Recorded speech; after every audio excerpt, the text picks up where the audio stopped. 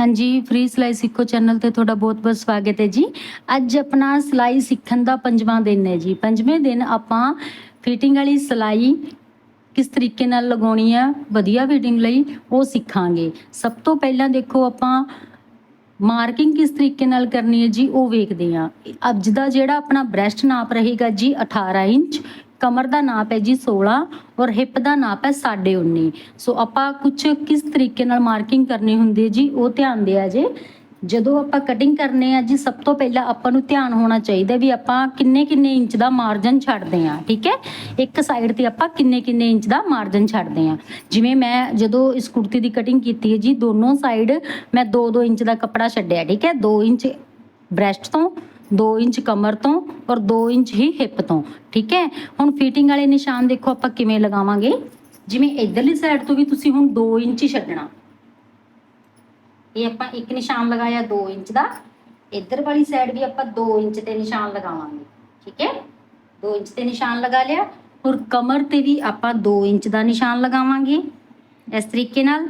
ਇੱਧਰਲੀ side ਵੀ ਆਪਾਂ 2 inch ਤੇ ਨਿਸ਼ਾਨ ਲਗਾਵਾਂਗੇ। ਠੀਕ ਹੈ, ਦੇਖੋ ਜੀ ਆਪਾਂ ਨੂੰ ਬ੍ਰੈਸਟ ਚਾਹੀਦੀ ਹੈ ਜੀ 18 ਇੰਚ ਦੀ। ਹੁਣ ਤੁਸੀਂ ਖੁਦ ਦੇਖੋ ਬ੍ਰੈਸਟ ਦਾ ਨਿਸ਼ਾਨ ਆਏਗਾ ਜੀ ਆਪਣਾ 18 ਤੇ। ਠੀਕ ਹੈ, 18 ਤੇ ਆ ਗਿਆ ਜੀ। ਹੁਣ ਕਮਰ ਹੈ ਆਪਣੀ 16। ठीक है जी, तो इस तरीके नाल देखो ये अपना निशान आ गया 16 ते। ठीक है, हुण लगाना है जी आपां इस निशान नूं इहदे नाल मिलाउणा, इस निशान नूं इहदे नाल मिलाउणा। ठीक है,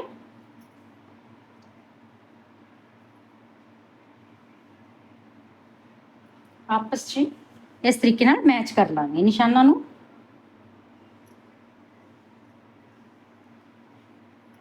हुण लगाउणा जी हिप दा निशान। हिप है जी अपनी 19.5। इधरली साइड तो 2 इंच का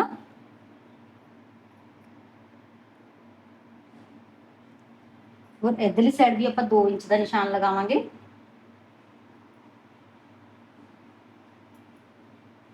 कपड़े नूं बराबर करते हुए हिप आ गई जी अपनी 19.5। ठीक है, आ देखो इस तरीके इन्हां निशानों भी आप आपस च मैच कर लेना है। ठीक है, ये फिटिंग वाले निशान लग गए। हुण आपां इहदे ते स्टिचिंग करके दिखाउने आ। हुण आपां फिटिंग वाली सिलाई लगाउने आ जी। हिप वाले कट नूं कट दे नाल चंगी तरह बराबर करना है। आ देखो कमर वाला कट और ब्रैस्ट वाला कट बिल्कुल बराबर करके फिटिंग वाली सिलाई लगाना स्टार्ट करांगे।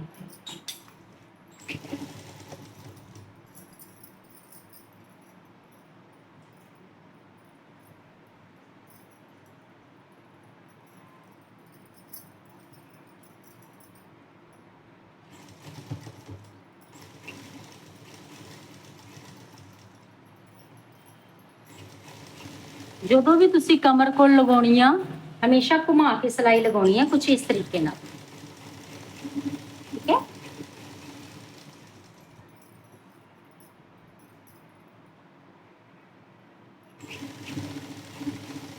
ਇੱਥੋਂ ਕਰ ਲਾਂਗੇ ਪੱਕਾ। ਪੱਕਾ ਕਰਨ ਤੋਂ ਬਾਅਦ ਇੱਕ ਪੈਰ ਦੀ ਐਕਸਟਰਾ ਸਿਲਾਈ ਲਗਾਵਾਂਗੇ।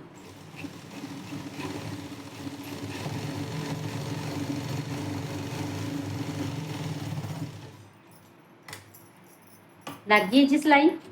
हुण जिहड़ी आपां दूजी सिलाई लगाउणी है जी वो आपां देखो एक सिलाई आपां ब्रैस्ट तो हिप तक लगाई है, दूजी सिलाई जिहड़ी लगानी है जी आपां हिप तो ब्रैस्ट तक लगावांगे। ठीक है, कट नूं कट दे नाल चंगी तरह बराबर करना है। हुण आपां हिप वाली साइड तो सिलाई लगाना स्टार्ट कर रहे हैं। इसको पक्का कीता।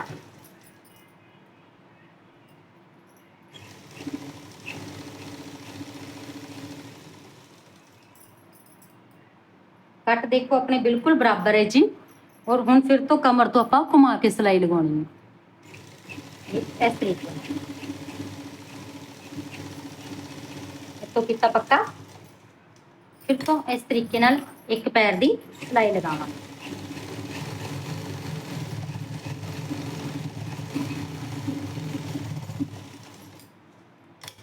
ये सी जी अपना फिटिंग वाली सिलाई लगाउण दा ਤਰੀਕਾ। ਠੀਕ ਹੈ ਜੀ। ਹੁਣ ਕੱਪੜੇ ਨੂੰ ਤੁਸੀਂ ਕੁਝ ਇਸ ਤਰੀਕੇ ਨਾਲ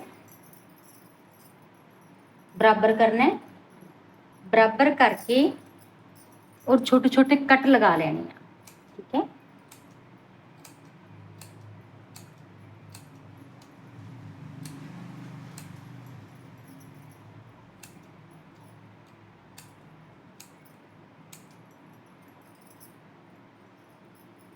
ਇਹ ਕੱਟ ਹੈ ਜੀ ਆਪਾਂ ਹਿੱਪ ਤੱਕ ਲਗਾਉਣੇ ਆ।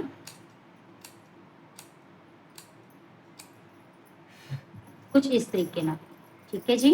ਇਹਦੇ ਨਾਲ ਕੀ ਹੈ ਜੀ, ਆਪਣੇ ਜਿਹੜੇ ਸਾਈਡ ਦੇ ਧਾਗੇ ਆ ਉਹ ਨਿਕਲਦੇ ਨਹੀਂ ਔਰ ਜਿਹੜੀ ਬੱਖੀਆਂ ਵਾਲੀ ਸਾਈਡ ਤੋਂ ਜੀ ਖਿਚਾਵ ਨਹੀਂ ਪੈਂਦਾ।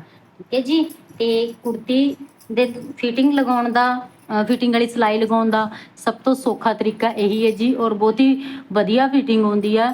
ਜੇ ਤੁਹਾਨੂੰ ਵੀਡੀਓ ਵਧੀਆ ਲੱਗੇ ਲਾਈਕ ਸ਼ੇਅਰ ਕਮੈਂਟ ਜ਼ਰੂਰ ਕਰਿਓ ਜੀ। ਨੈਕਸਟ ਵੀਡੀਓ ਦੇ ਵਿੱਚ ਆਪਾਂ ਬਾਂਹ ਲਗਾਉਣਾ ਸਿੱਖਾਂਗੇ ਕਿ ਕੁੜਤੀ ਦੇ ਵਿੱਚ ਆਪਾਂ ਬਾਂਹ ਕਿਸ ਤਰੀਕੇ ਨਾਲ ਲਗਾਉਣੀ ਹੈ। ਠੀਕ ਹੈ ਜੀ। ਬਹੁਤ ਬਹੁਤ ਧੰਨਵਾਦ ਜੀ ਵੀਡੀਓ ਨੂੰ ਵੇਖਣ ਲਈ।